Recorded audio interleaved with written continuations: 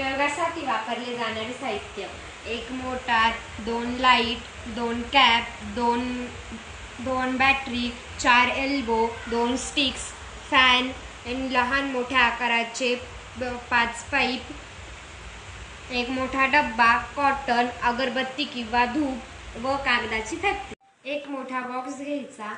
Factory, fan व motor व stick अशा पद्धतीने जोडून घ्यायच्या.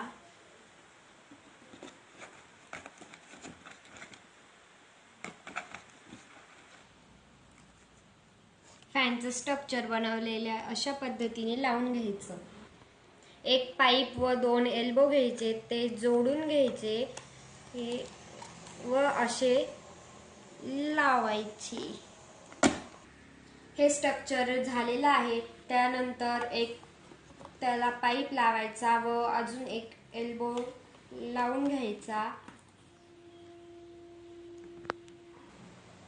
नंतर एक पाईप लावून घ्यायचा. 2 होल केलेला डब्बा पाईपला जोडून घ्यायचा.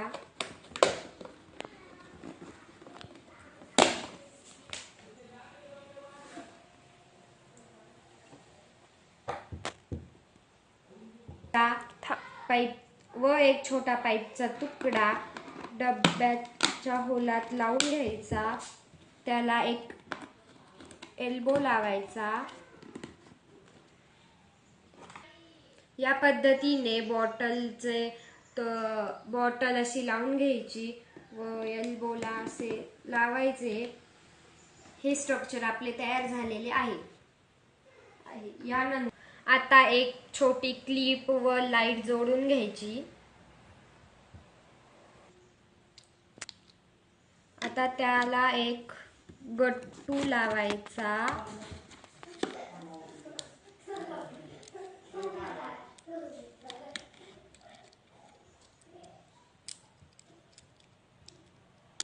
त्याला बॅटरी लावायची. लाईट लागलेला आहे असं ठेवून द्यायची. कॉटनची बारीक लेयर अशी लावून घ्यायची. जेणेकरून हवा शुद्ध होईल.